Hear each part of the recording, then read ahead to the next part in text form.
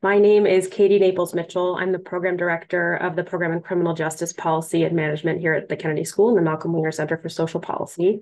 And we are delighted today to resume our speaker series, which has been on a couple of weeks hiatus, focused on surveillance, criminalization, and punishment.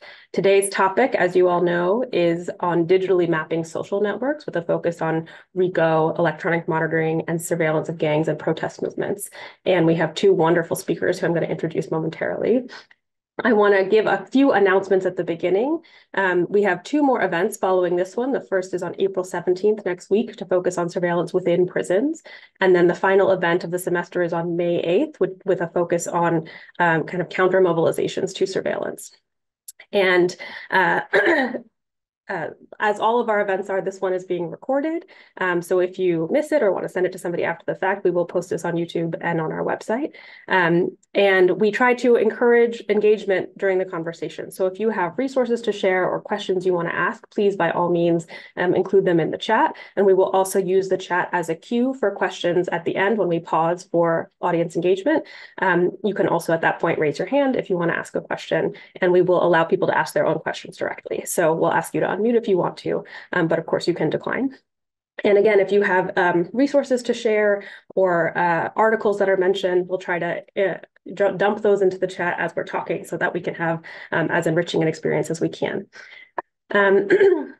I think that's all the announcements. So the only other thing I'll say is that two of the three of us who are going to be in today's conversation are under the weather. So please, in advance, thank you for your patience with the way that we may sound. And also, please meet your needs as you need to. If you need breaks for tea or cough drops, that's what the rest of us will also be doing. So thank you all so much. And now I'm going to introduce our speakers. So joining us today are Babe Howell and Micah Herskind. Babe is a professor of law at CUNY School of Law. Her research focuses on the intersection of the criminal justice system and race, and she is particularly interested in the policing and prosecution of gangs and crews, and the impact that policing and those prosecutions have on the criminal system and on communities of color. Babe is an active member of the Grassroots Association for Neighborhood Groups and Solutions Coalition, or the GANGS Coalition, which is a coalition of community members, organizations, and advocates working to rein in policing of young people of color based on group affiliation. Before coming to academia, Babe was a practicing trial lawyer in the area of criminal defense in New York City for 8 years. At that time, she worked at both the Legal Aid Society in the Criminal Defense Division in Manhattan and the Neighborhood Defender Service of Harlem. She teaches criminal law, criminal procedure, criminal trial advocacy, and professional responsibility, and at one time also the Economic Justice Project, which was the capacity in which I had her as a professor in law school.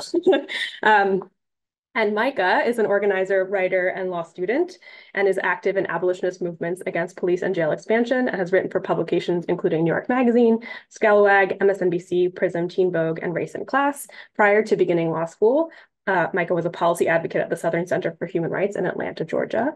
And along with Kamau Franklin and Mariah Parker, Micah is a co-editor of the forthcoming anthology, No Cop City, No Cop World, Writings from the Stop Cop City movement, which will be published by Haymarket Books next year. So thank you so much to the two of you for joining us in conversation today.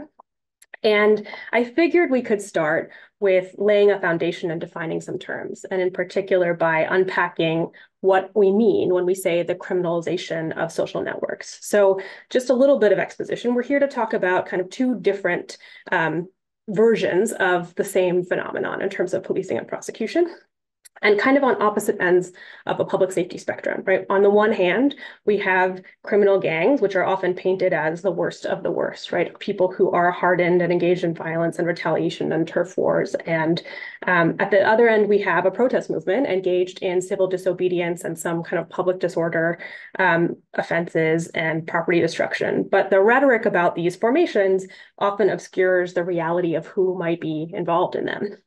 And how they come to law enforcement's attention, the loose structures of relationships that are involved, the surrounding structural racism and economic oppression or pressure, and what kinds of conduct or relationships are being criminalized versus what each individual might have done or not done to be targeted for enforcement. So before we get into the specific examples that each of you have brought to bear today, which are going to be focused on the Bronx 120 prosecution, which Babe wrote a report about, which we'll talk about at length, and the Stop Cop City indictment, Let's speak a little bit more broadly about what this criminalization looks like in each of these contexts. So let's start with Babe. Can you give us a sense, how do people get targeted for gang enforcement? And what does the criminalization of social networks look like in gang cases? Oh, will you unmute for us, Babe? Sorry about that. See, I'm a professor, so I'm used to being always unmuted. I'm not feeling under the weather, but you'll forgive me if I sound like an idiot today too. All right. So how do they target gangs for enforcement? The police very much look to areas that they claim are high crime areas, uh, communities of color, public housing, and they spend their time on social media tracking kids, even using fake profiles, attractive young women, or if they stop you in the street, they ask for the password or you to open up your phone. They also have smart rooms where they sit looking at social media. So what they're doing is something you wouldn't want them doing to your own children, no matter what angels they may be, sitting there looking at everything they post. So the targeting is narrowed only by race and socioeconomic positioning. And then the second part of the question was, what does it look like?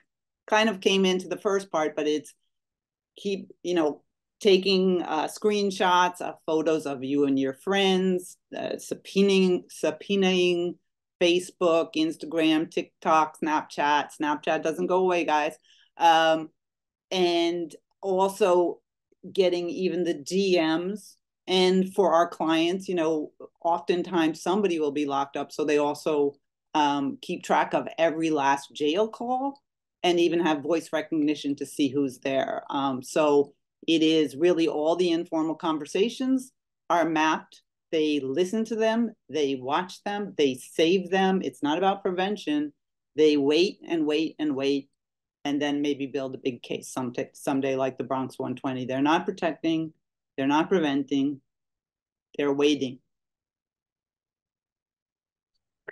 Micah, same question for you, but in the specific context, that you've experienced. How do people get targeted in protest movements, and what does the criminalization of protest or protest networks look like? Yeah, well, thank you for having me. And as you can probably tell, my voice is a little bit hoarse, so we're going to try to not cough too much as we work through this. But thank you for having me.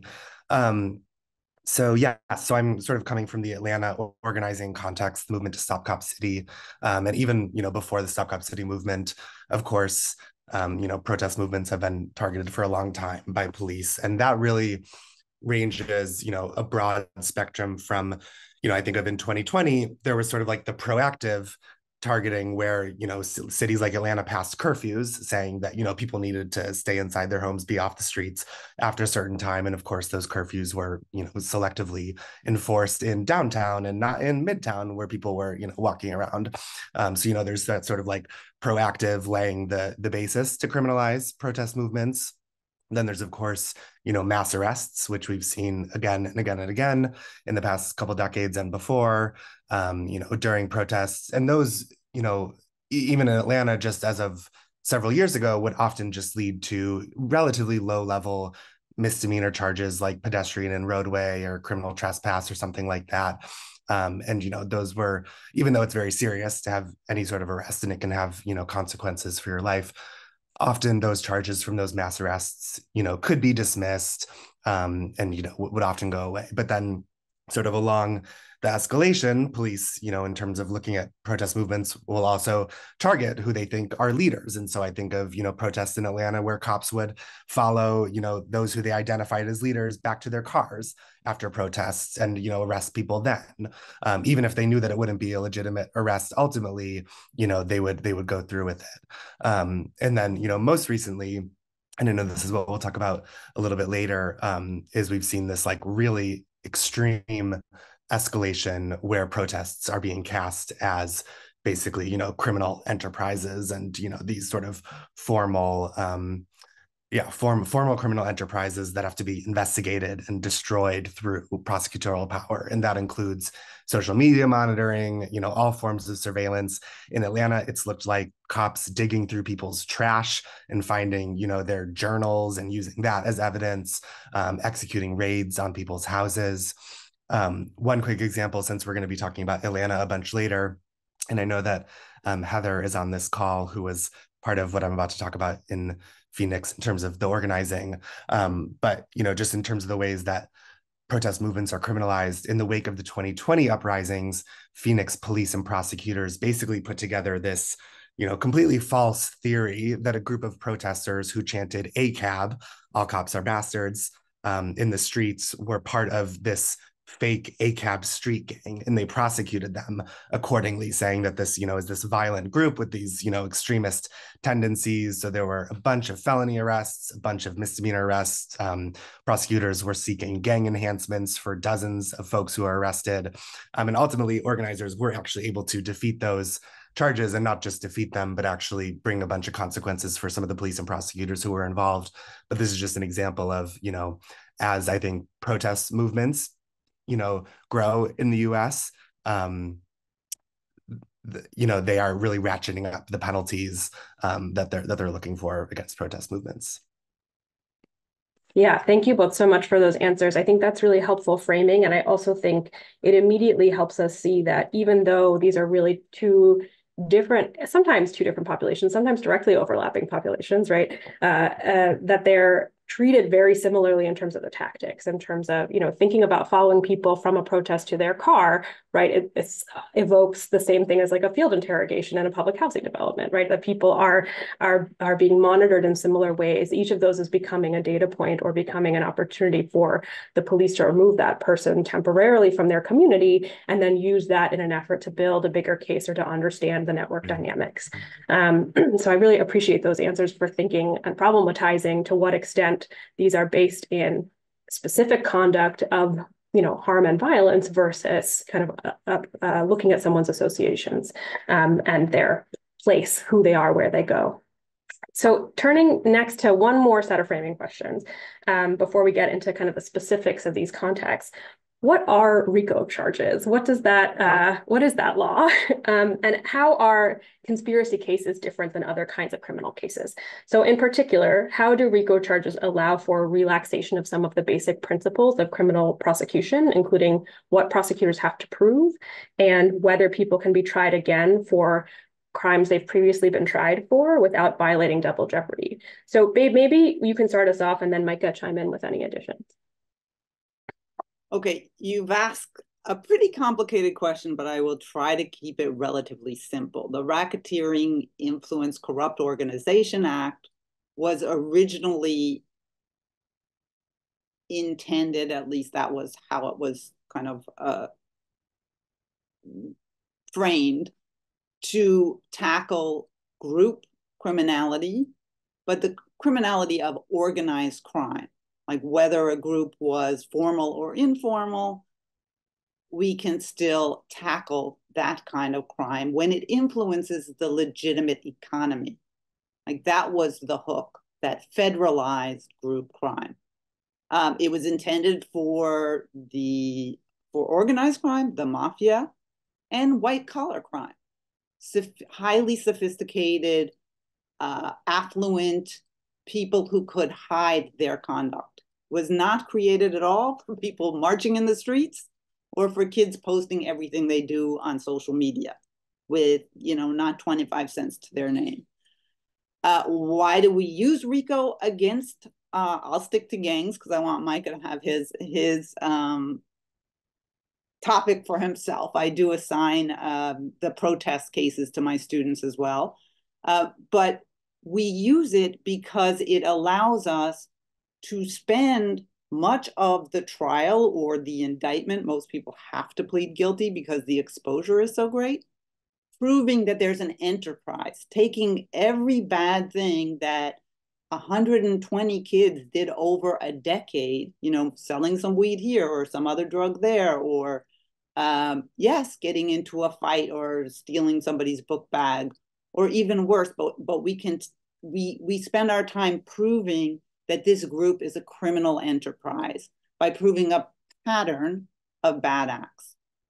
But the pattern requires only 2 bad acts inside 10 years. That said, why stop with 2 if I can, bring in all the terrible things that have happened in a neighborhood in 10 years with 120 kids?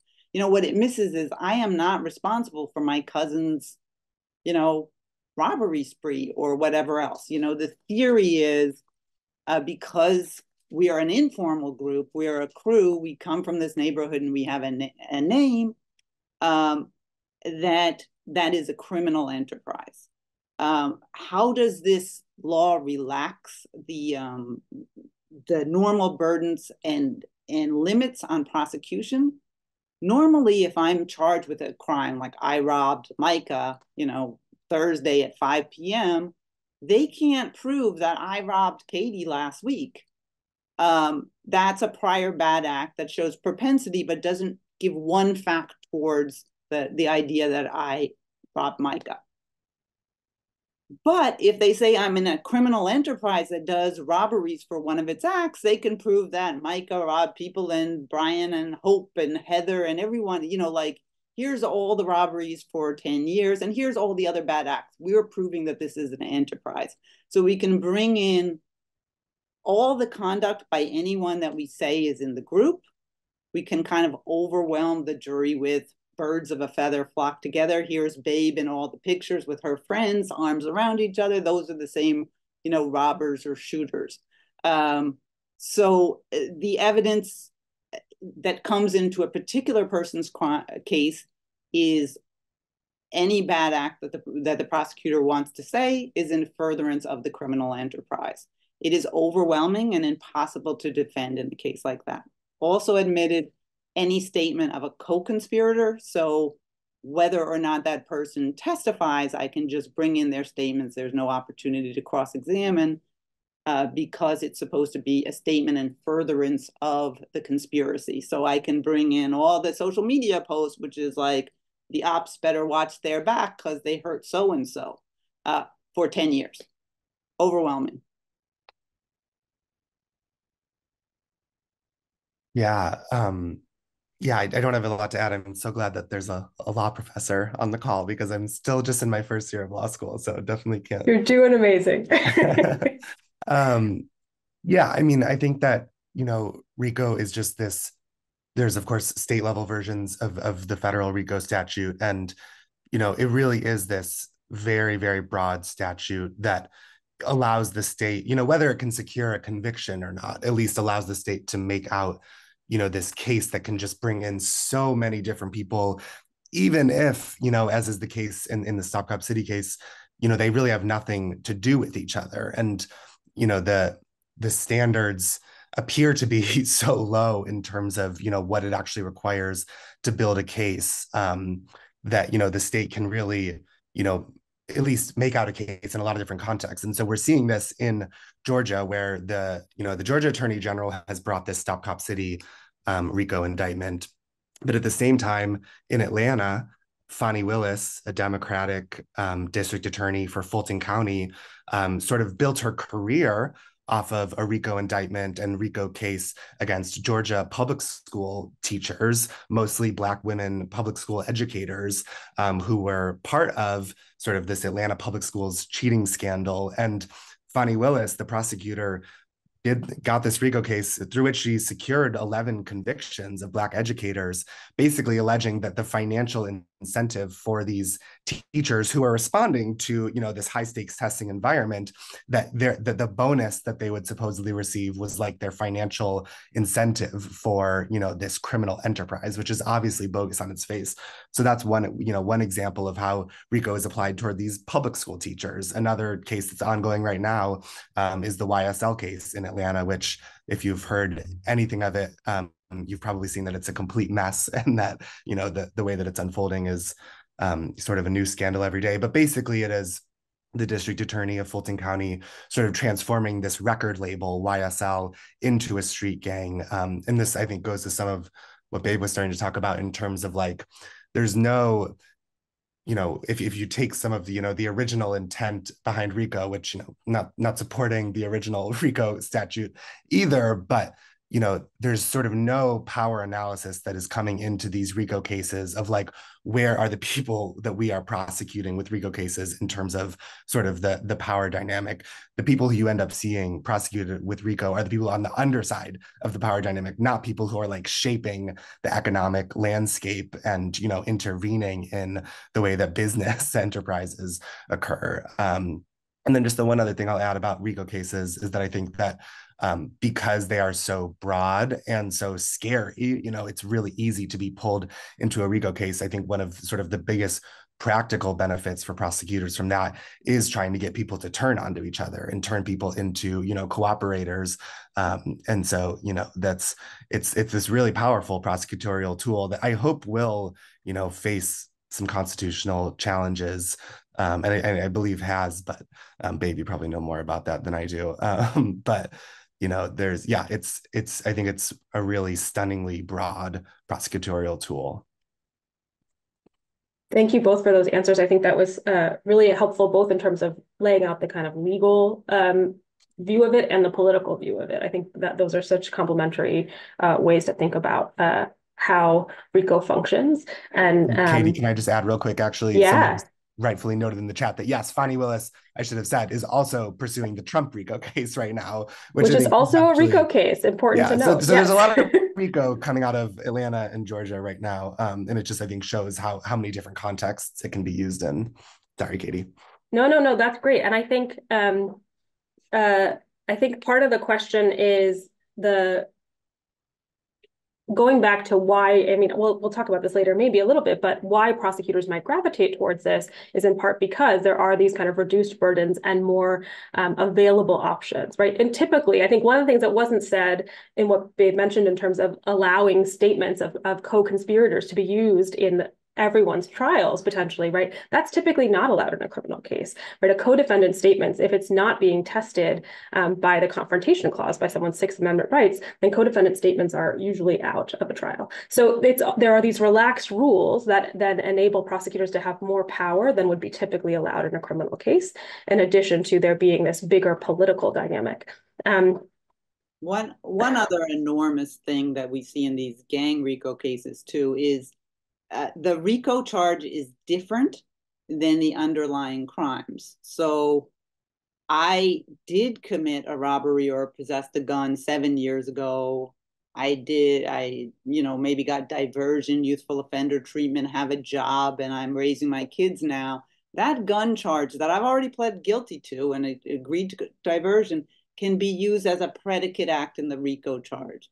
There's no double jeopardy problem there, supposedly, because the Supreme Court has interpreted double jeopardy to apply only to pretty much the same precise charge, and only with the same sovereign. So the state charge can be recharged in federal court. So we also have, in the Bronx 120, at least half of the people were being, charged with a RICO charge for say, marijuana sales or drug sales. I already pled to that 6 years ago and did my time. There's no way I can defend against it. So the intersection with double jeopardy law is incredible. And, for the Bronx 120 folks who have often been in trouble as they grew up and grew out of these phases in their lives, have no defense whatsoever. We can use past conduct. We can use, cases that the people are sitting in prison serving their time on as one of the goals of the criminal enterprise in a RICO case. So the cases are like shooting fish in a barrel. So that brings us to getting a little bit more into the details of the Bronx 120 case, Babe.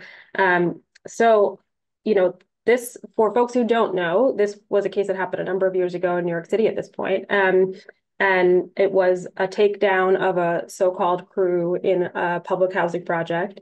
And Babe wrote this report about the mass indictment. So can you walk us through that takedown and the work you did to review the indictments, kind of track down what happened in each of the individual cases? I will drop the link in the chat to the report, and we're also going to pull up some of the data as we talk so folks can look at the data set you created. But let's start with that. How did you create that data set and conduct this analysis? Okay, well, I have been working on, gang policing, gang databases, and looking at gang prosecutions for some time. And what happens is in New York since about 2010, on the regular, you'll see newspaper articles and news coverage of gang takedowns. And they were getting bigger and bigger. And in April of 2016, Preet Bharara, some people's kind of liberal hero, announced that he had brought twin indictments, brought down 2 crews in the Bronx, arresting 120 people. And I wanted to know what happened to those 120 people. So the way I created the data set is I went and pulled every last publicly available document. It was very old school. Read them all, organized the data. I did organize the data using Airtable, which I love, and it made it look really pretty and accessible even for me. And I was able to put that onto a website with the help of a student. I have no tech capacities whatsoever, in a way that any one of you could pull it up and say, I want to know, what were the outcomes for the people who were not in either of these gangs, or I want to know what happened to the 18-year-olds in the indictment or the people over 30. So this is this cool stuff. Katie and I were playing with it before we got on, and I actually asked her to filter it by age. You'll see a little green box under public view, and asked her to make it like ages 30 or above. Because she asked me what were the ages, and I'd forgotten that they went up to as old as 55. And I was like, what are these 55-year-olds doing in this indictment? And honestly, all of them, none of them were accused of being a gang member by the prosecutor themselves in the documents. They'd admit they're a non-member or associated with, which meant not a member. In other ones, they would say so-and-so is a member of the Big Money Bosses or Two Fly. Those were the 2 crews. So remarkably, what I did was I looked at all this information, and I, started with kind of putting it into a database with also the help of a graduate student from CUNY Graduate Center who was a psychology major, who was really, really meticulous with how she put the data together. So it was very old school in some ways, and very this tool makes it a little easier to parse. So ultimately, we just saw a sliver of the data. How many people were charged, and what did the kind of range of charges look like? What was the alleged nature of the conspiracy? Okay, so they charged 120 people. At the press conference, Preet Bharara said they were going to eviscerate violent street gangs and talked about murders and robberies. But the indictment themselves had only 4 charges. None of the charges were murder or robbery. There was a RICO conspiracy, so an agreement to advance the interest of a racketeering corrupt organization. So not even that you did it, but that you agreed to do it. RICO conspiracy was the first charge. This next 2 were narcotics conspiracy charges, narcotics trafficking charges. And the last one was gun possession charges. So there were 4 charges, none of them necessarily violent, although, within the racketeering description, they did say, some of the acts of this criminal enterprise involve violence. That said, 2/3 of the people eventually were convicted of no violent act and no gun possession. So we have like 80 of the 120 in this indictment not being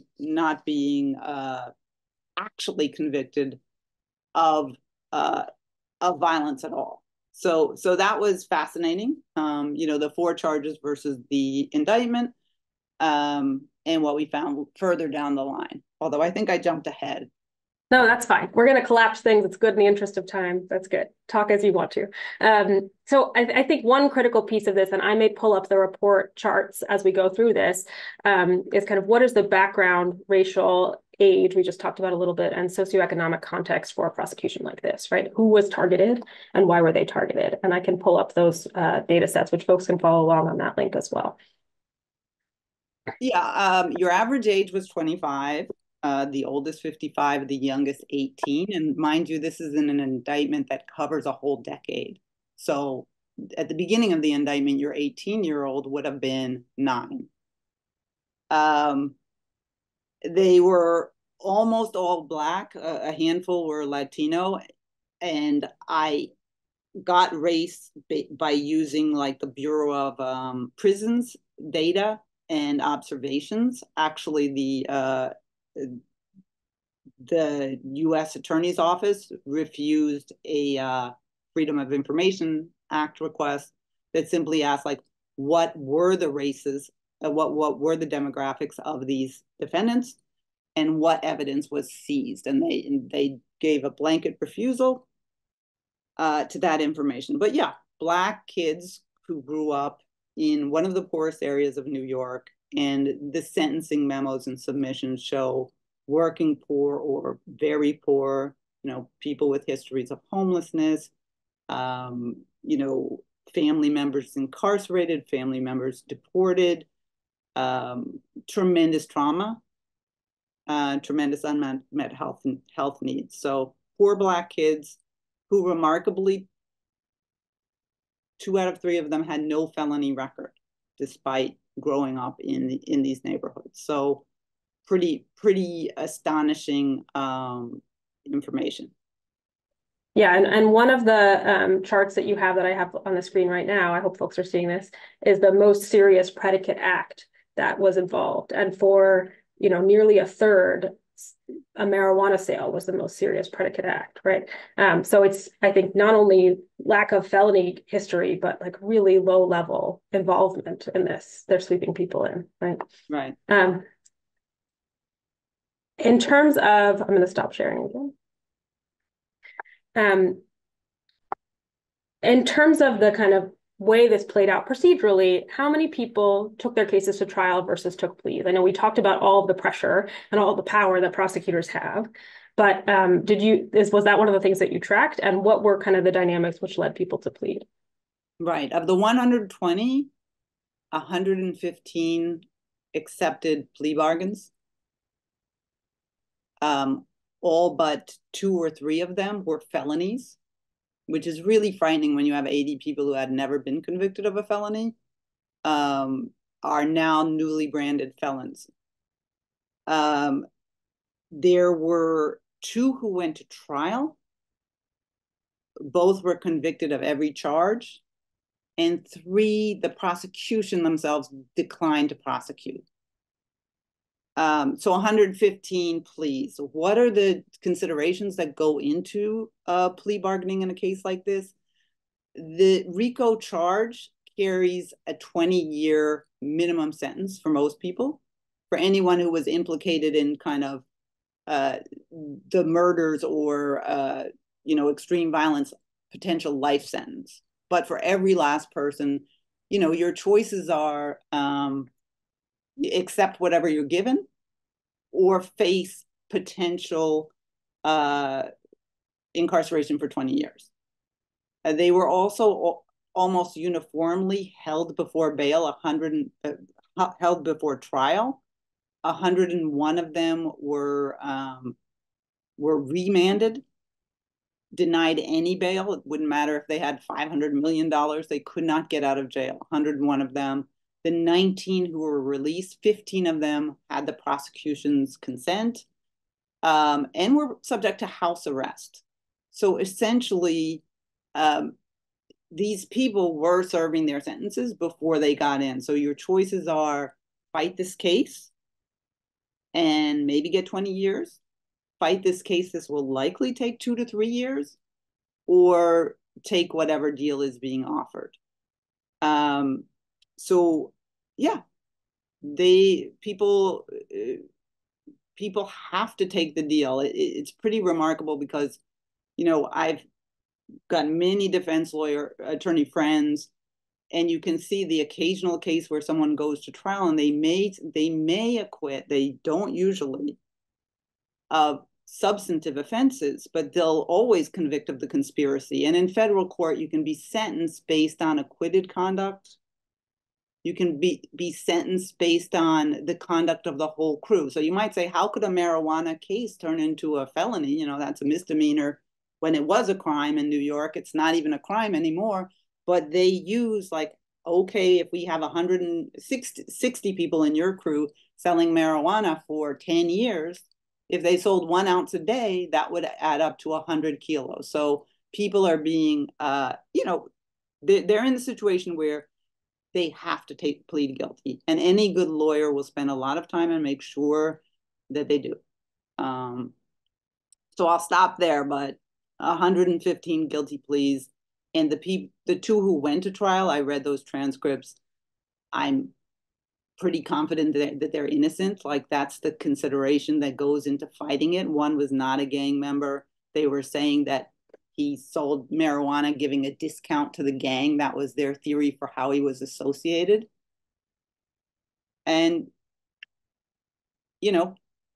conviction. Yeah. He wasn't even on social media, but a picture of him with one friend that was on someone else's social media was used to show this is him. And a conversation, DMs, and with 2 other people, there was almost no evidence that attached his selling nickel bags on the street to feed himself to the gang. And they weren't even saying he was a gang member. They were just going with this theory that he offered a discount, which made the enterprise more successful. Right. And again, it goes back to that initial framing of, people who are in places where they know their neighbors, right? Or that's somebody who is, part of their orbit, but maybe not an intentional act in furtherance of a gang, right? But it gets recast as part of this broader conspiracy and criminal enterprise. Right. I'm not going to throw this kid off the block for selling weed, even though maybe my crew controls it, because I know he's poor and lives in the same building and that, grew up with him. Yeah.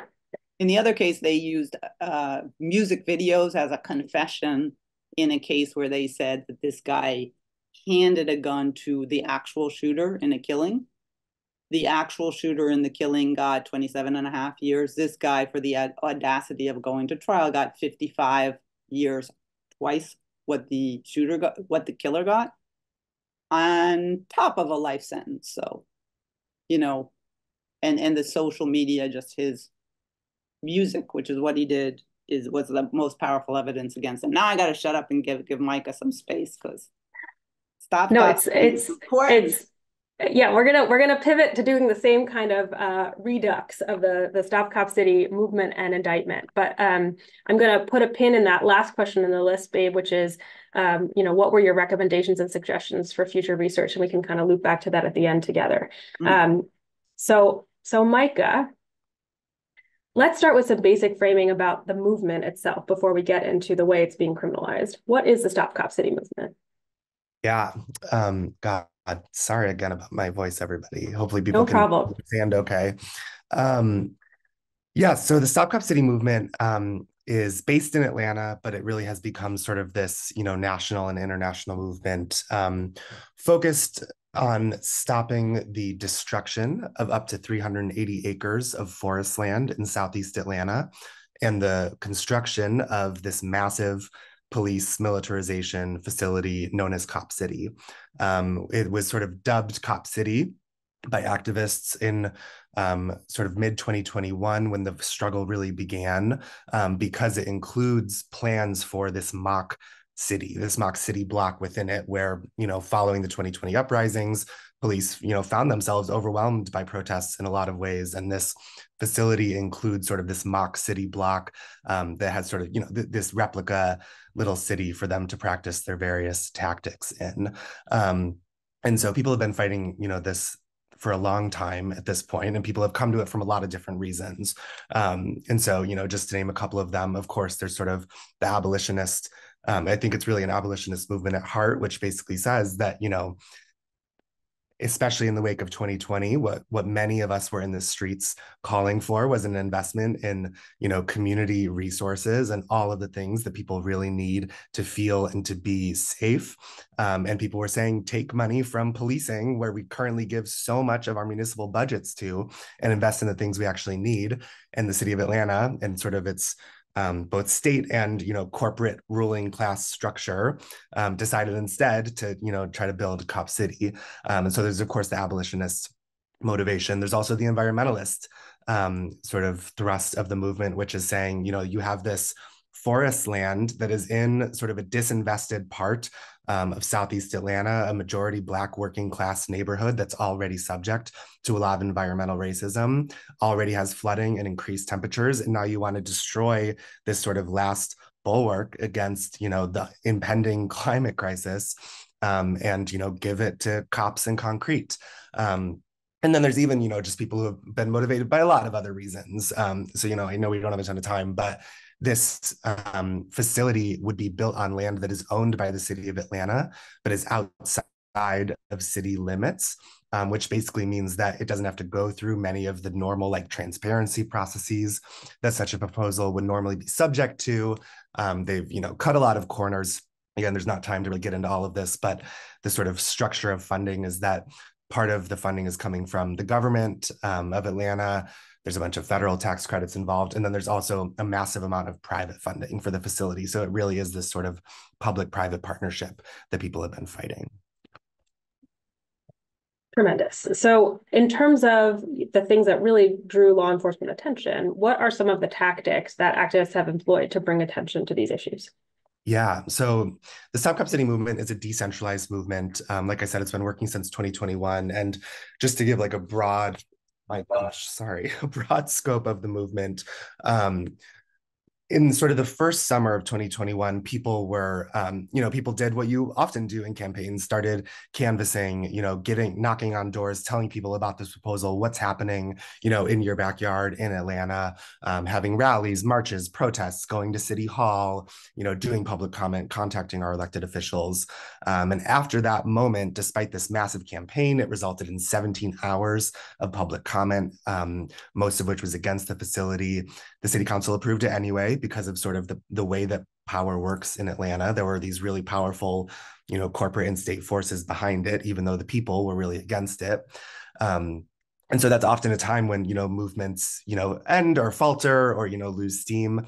But instead, people took to the forest, and sort of the forest defense part of the movement began, where people started camping out in the Weelaunee forest that is, under threat of destruction, and doing direct land defense and, repelling construction machinery, and saying, the city council can approve it and they can fund it, but you still actually need to build it.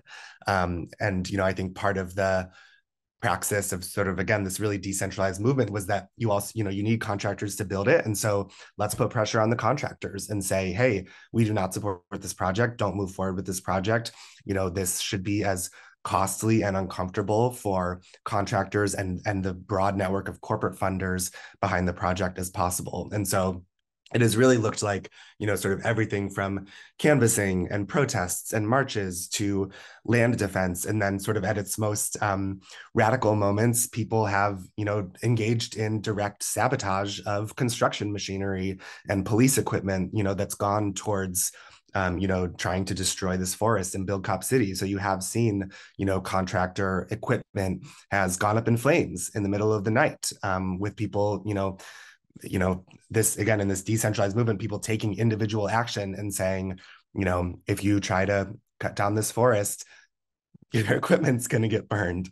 And so it really has been this broad scope of action. And I have to say this now, even though I know we'll talk about it later, is that this is not coordinated. This is decentralized. But of course, the thrust of the RICO prosecution is that this is this criminal enterprise. Yeah. So what charges have prosecutors brought in this case? Mm-hmm. So in September, the Georgia Attorney General, Chris Carr, who also announced that he's running for governor, and that's a part of this, announced a 61-person RICO indictment of sort of the Stop Cop City movement. And, prior to that, people had been charged with all sorts of different things, ranging from, lower level pedestrian and roadway, criminal trespass, that sort of thing, to starting in sort of the end of 2022 and into 2023, domestic terrorism. So there were 42 domestic terrorism arrests for people who were picked up at various protests, picked up in the forest, often sort of through mass arrests and at random. And all of those cases were eventually consolidated into this 61-person RICO indictment. I'm going to drop an annotated version of the indictment from Yes. Interrupting Criminalization into the So chat while we talk, so folks will follow along. But what kinds of movement actors have been targeted as this, right? You mentioned this is very decentralized. There are some people who are living in the forest, others were attending a music festival, others were working with bail funds. And, what does this look like in those kind of specific contexts? Yeah, so I mean, what really strikes at, what shows sort of the absurdity of the indictment is that in terms of who's been targeted, the vast majority of the RICO defendants were pretty much arrested at random. They were people who were arrested, in street protests where, in protests where sometimes there was damage to surveillance equipment or cameras or, or even windows of corporations associated with Cop City. But then people were just picked up at random at these protests. People, there were multiple raids of the forest, one of which resulted in the murder of Tortuguita, who was an indigenous land defender, a queer person who, was really dedicated to the cause and who was murdered for their opposition to Cop City. So there were people who were, picked up and charged with domestic terrorism through these raids. Some of the most sort of targeted arrests, really some of the only arrests to actually be the product of, supposedly, an investigation where they're actually targeting people was the arrest of 3 bail fund organizers with the Atlanta Solidarity Fund, who have been sort of part of, Atlanta's protest infrastructure in terms of bailing out people who are criminalized for exercising their First Amendment right, helping people get access to legal support. And instead of, viewing them as bail fund organizers, the state has, made these allegations of money laundering and basically sort of being like the financial center of this criminal enterprise. And so back in May of 2023, there was a whole SWAT raid of these bail fund organizers' homes. Their door was broken down. They were dragged to jail, and sort of, these very unassuming, kind, principled people who are, again, just there to protect people's First Amendment rights, have now been sort of cast as the criminal ringleaders of this supposed enterprise.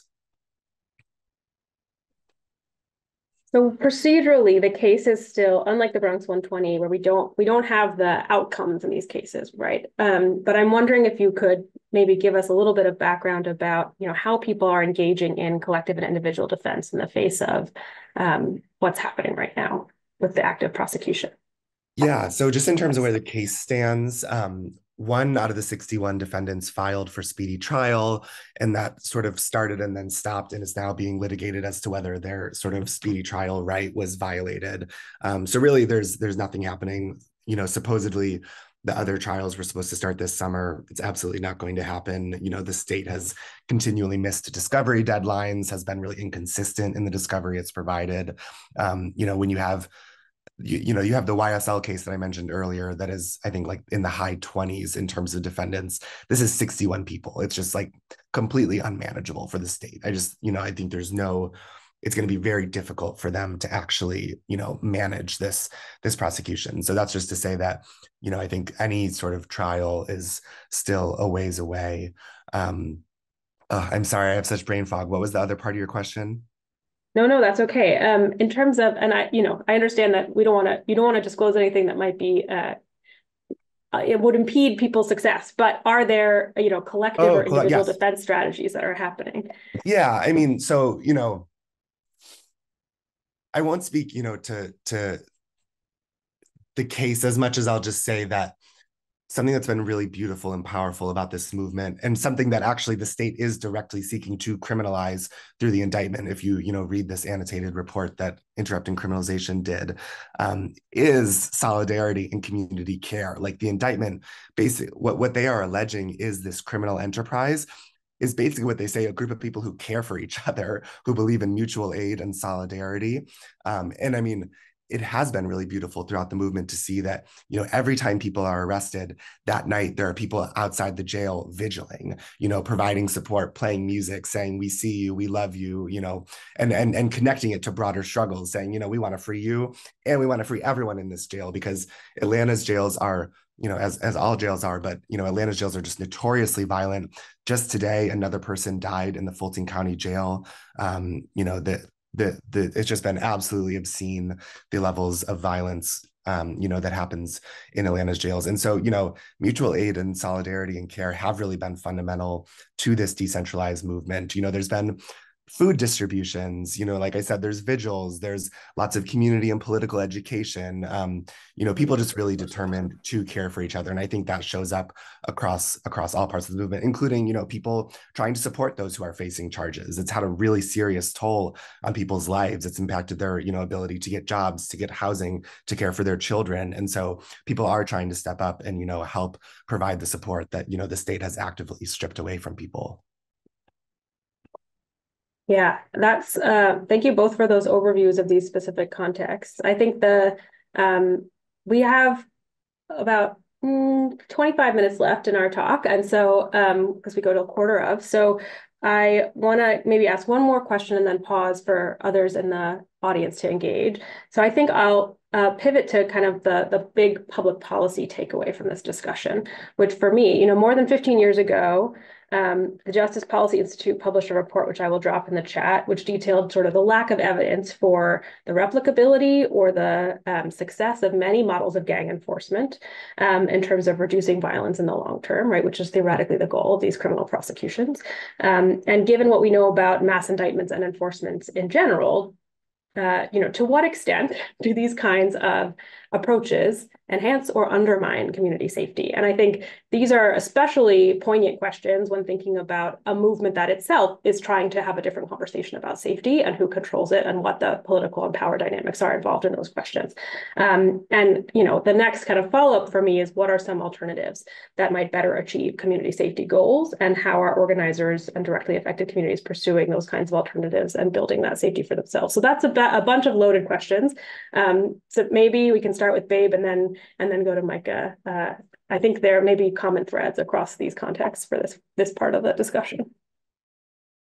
I think there are, but there are also, you know, kind of differential threads too, because one of the enormous harms of gang policing and prosecution is that it can create the reality it claims to be fighting. It can reinforce gang membership. It can create it where it doesn't exist. If you arrest me and put me in jail and label me as this crew or that crew,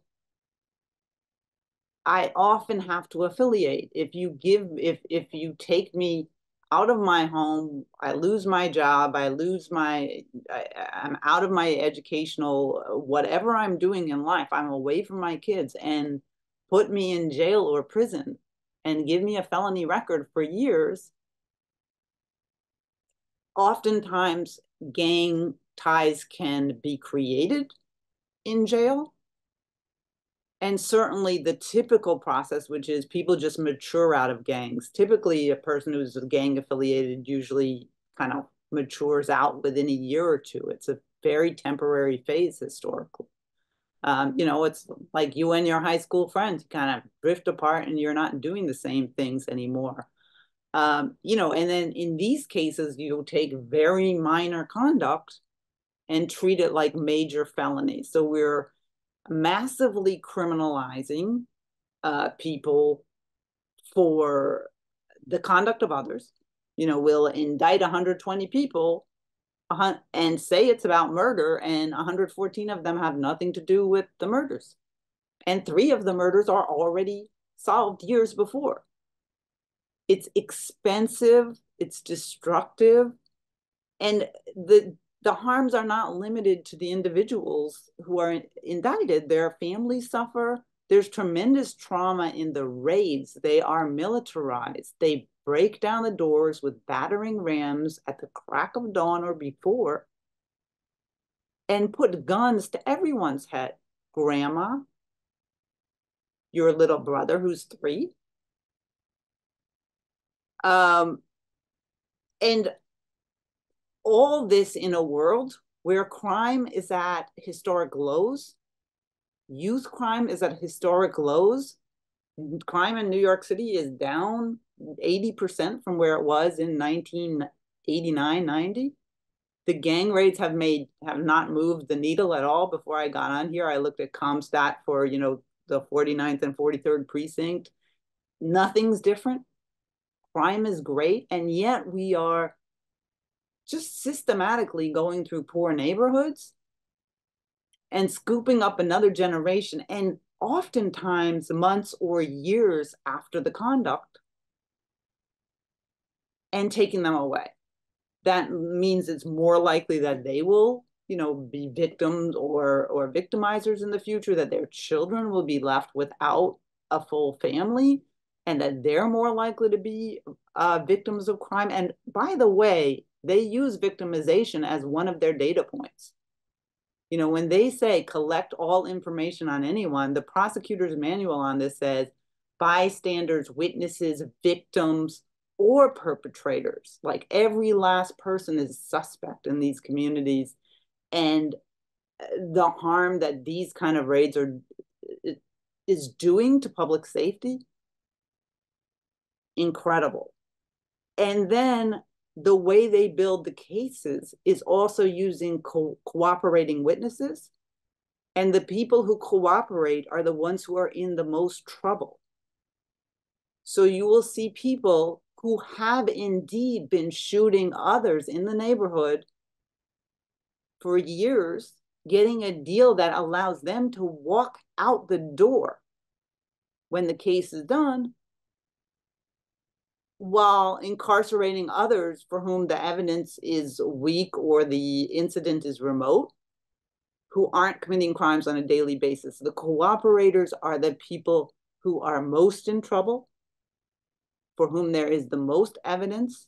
When I've caught you dead to rights shooting somebody up, you will cooperate immediately. The innocent person is the idiot I shouldn't call them idiots. They're the faithful who believe that they might get an accurate outcome. Also in these cases have to be a number of people who are wrongfully convicted, either because of taking a plea, because their lawyers convince them, I know you're innocent, but you've got to take this plea. If you want to be out in 5 years or 3 years and have any life. And also people who go to trial saying like, I'm innocent, they can't prove me guilty. So the public safety consequences are insane. And then you have to think about, we've now invested in, I meant to do the math before I got on, but, at least 200, 300 years of prison incarceration time, and 115 felonies in a neighborhood that is already struggling. It's despicable. And I will say that the prosecutors who are doing it in New York, I think they think they're heroes. Like they buy these gang myths, they make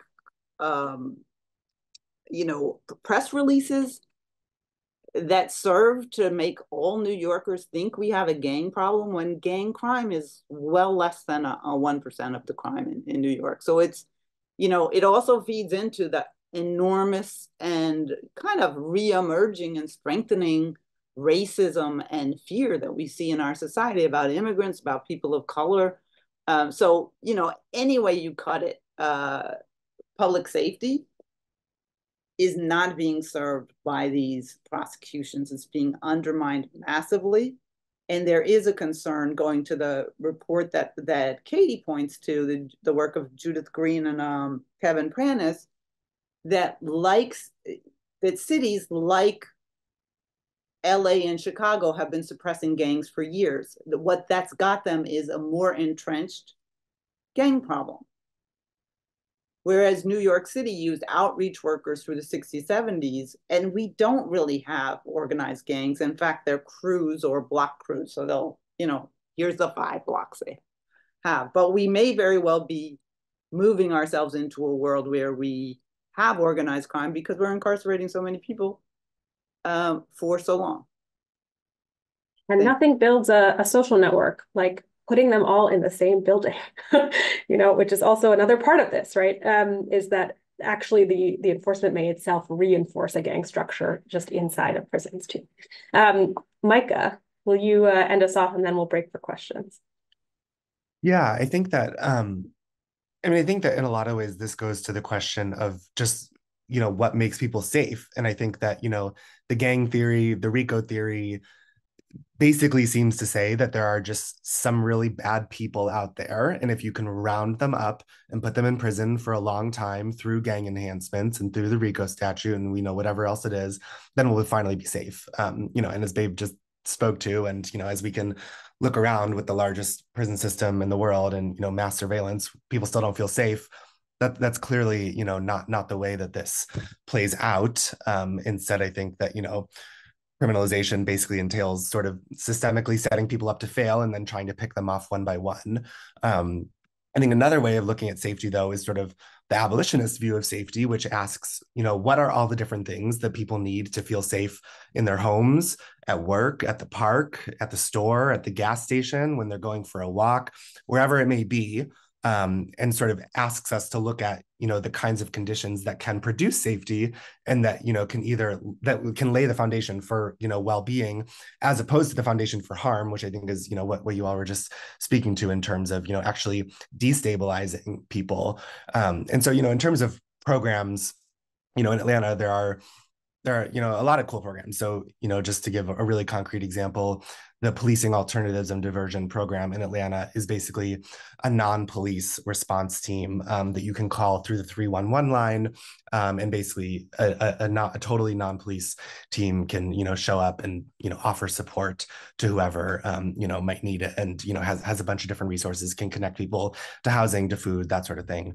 And so, that's one like actually like state funded program. And then there's a lot of ways, of course, that we all care for each other. So I think of during the pandemic, I know this happened in tons of cities, and in Atlanta, it was called Food for Life, a mutual aid program where people were delivering groceries and, had this massive network of people who were delivering groceries to our neighbors, who couldn't go out during the pandemic. And so I think there are, of course, a lot of programs. But I also think that sometimes, we actually like overcomplicate what we really need to be and to feel safe, when the answers are, I mean, of course there's a lot to explore and a lot to experiment with, but like there's some really basic answers in front of us. So like Atlanta is, one of the most surveilled cities in the world.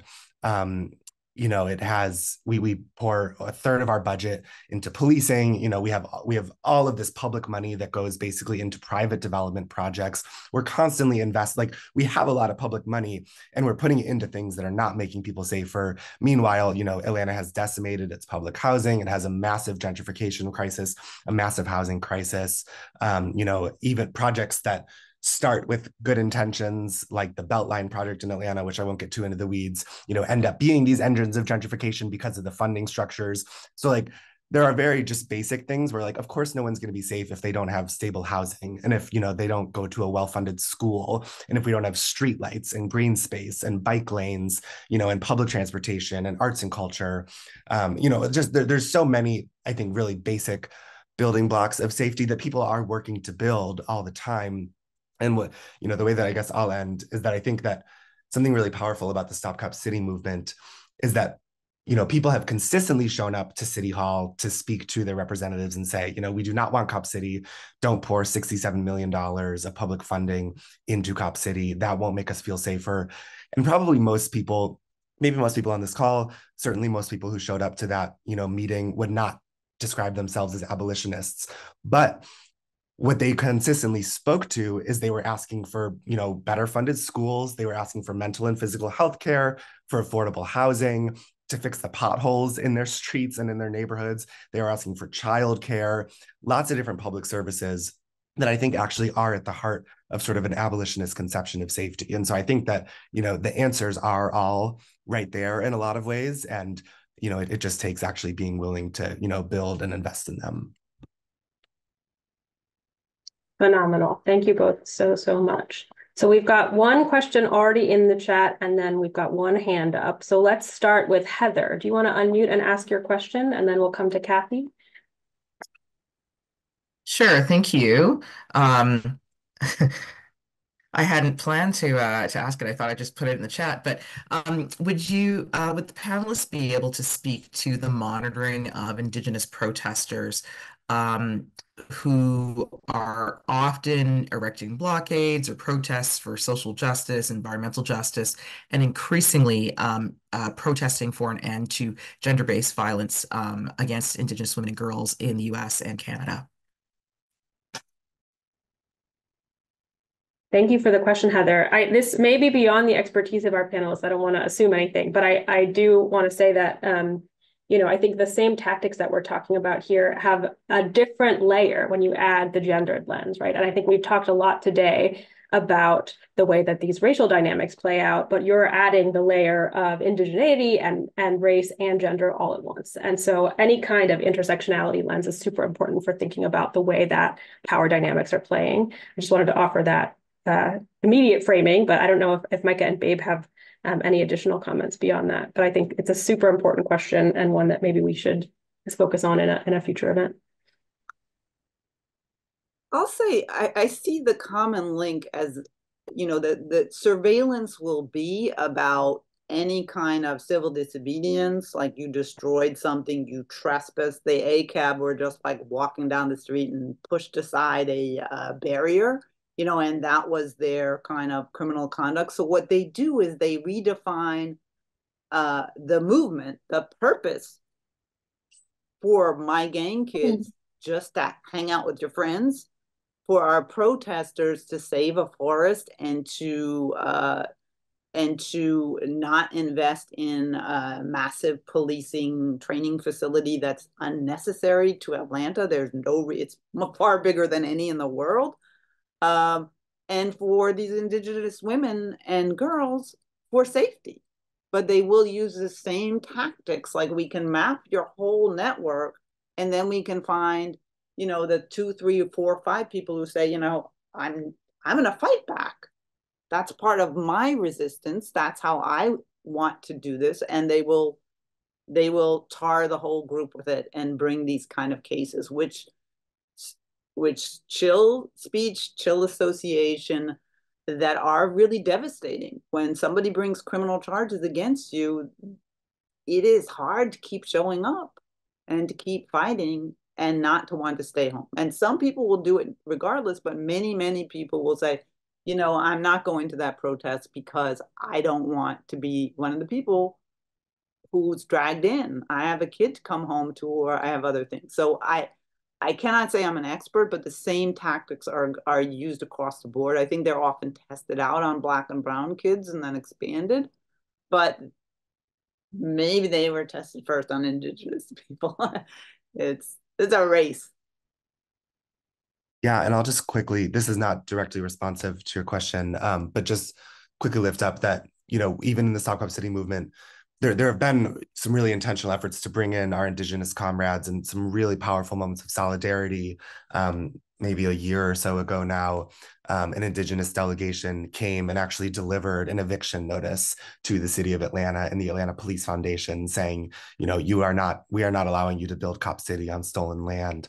And of course they were, responded to with repression. But then, just even the way that Indigenous protesters have been treated. In one round of mass arrests, there was an Indigenous person who was arrested, who was also undocumented and spent, many, many months in ICE detention and actually just recently was released. And so, that's just to speak to, of course, there's always these cascading and compounding effects for people who sit at the intersections of, various oppressed identities. And that's, shown up again and again in the Stop Cop City movement. Thank you all so much. Thank you for the question. Kathy is up next. And then I know we have a couple more in the chat. We'll see what we have time for. But Kathy, go ahead and unmute and ask your question. Sure. Thank you so much for this topic. Two parts of my question. One is, are other people able to access or somehow get this information? So, for example, the teachers end up finding out about this, and others, just so it ends up they're getting persecuted on more than one front. So that's my first question. And has there been anybody who's done any, like a civil rights lawsuit when they found out they'd been on this list? Great question. So just to clarify your first question, you mean about kind of gang lists, gang databases more broadly, right? When schools get co-opted into the kind of enforcement. Is that what your question is getting at? Yeah, absolutely. Okay. I always get concerned that, I mean, I'm concerned in and of itself of your topic, but then does it morph into more, which is bad enough as it is, but I'm just saying, does it morph into more? Yeah. Maybe you want to start us off? Sure, I'll start. Right, a related precursor to these gang cases is the maintenance of gang databases and creation of them. And these have been used by police departments across the country. And they will label and activate people or certify them as gang members based not on criminality, but on, the clothing you wear, who you're seen with, where you're seen, that it'll say known gang location. That might be the basketball court outside your apartment building. It might be the bodega on your corner, and their known gang members could be your cousin, your brother, your friends at school. In many jurisdictions, that information is shared with schools. In many jurisdictions, it's obtained from schools. They have the SROs who say this kid is wearing purple and so is Katie. So, these guys are maybe a gang or a crew. And it is very worrisome because a lot of people take that at face value, and then they're not going to give the kid the job or the chance, or if they see him sleeping in class, instead of saying, well, maybe he's homeless or maybe he didn't, something happened in his neighborhood. Maybe they have the floodlights the NYPD puts in neighborhoods. We're going to assume the worst of them. So that labeling has a reinforcing effect as well. Have there been lawsuits? Yes. Providence, Rhode Island sued. Chicago has sued. In some jurisdictions, Oregon, Portland, Oregon, and Chicago have now said that we're going to abolish the gang database. Usually what happens with the lawsuits is not that great. The judge's response is usually, oh, we should have some more due process. We'll let the kid challenge if they're in a gang database, but we can't afford, why should I challenge if I'm in a gang database? Sure, I dress the same as all my friends. I'm a 16-year-old. Sure, I say, I've got your back to the death. I'm a 15-year-old. Like the black and brown child doesn't get to be a child, doesn't get to have those peer groups that say all sorts of dumb stuff and do dumb stuff. That's the nature of being a child. It's just a double standard. NYPD's gang database, 99.2% not white and brown. The mafia is not in there. The Proud Boys are not in there. The motorcycle clubs are not in there. The Aryan Brotherhood are not in there. The 3%ers, the Oath Keepers, you name them. This is a racialized database, and it's very dangerous when teachers are informed because they trust, that police are saying this is a gang member, or even the parent. I tell the parent, a lot of people are like, you should notify the parent. I kick the kid out. I told you no gangs, like there's no quality to this information. In some instances, New York does not share it officially. I've seen it in immigration documents anyway, but they do not share it. Nonetheless, it shows up on 33,000 domain awareness system cop phones. So if I stop Micah in red associated with a cab gang, and that can really influence the interaction in a way that can be very dangerous for him. And dangerous for everyone. So the gang databases are a huge problem. I do think education and organizing is a solution. I am not seeing our courts standing up for supposed gang members anytime soon, or protesters, or Indigenous women, or you name your vulnerable group. So we really do have to kind of see past the frightening stereotypes when it's gang members. But the, Stop Cop City thing is amazing, because it's like the frightening stereotype is they believe in mutual aid. Well, because I've worked with incarcerated youth, and I've seen how sometimes they become incarcerated because they've been given up on. That's why one of my questions was, are we encouraging the giving up on kids? And it sounds like you're saying yes. Yes. Yeah. And it's horrible, because oftentimes, I mean, if it's accurate or inaccurate information, I don't care. If you're in a crew when you're 16, if we help you, if we're there, you might be out of it. I'm also not so sure that crews have to be bad. Like, right? They're a place to meet kids where they are. Let's make videos. Let's have a sports team. Let's have a job program where, you all work together as a team. Why not?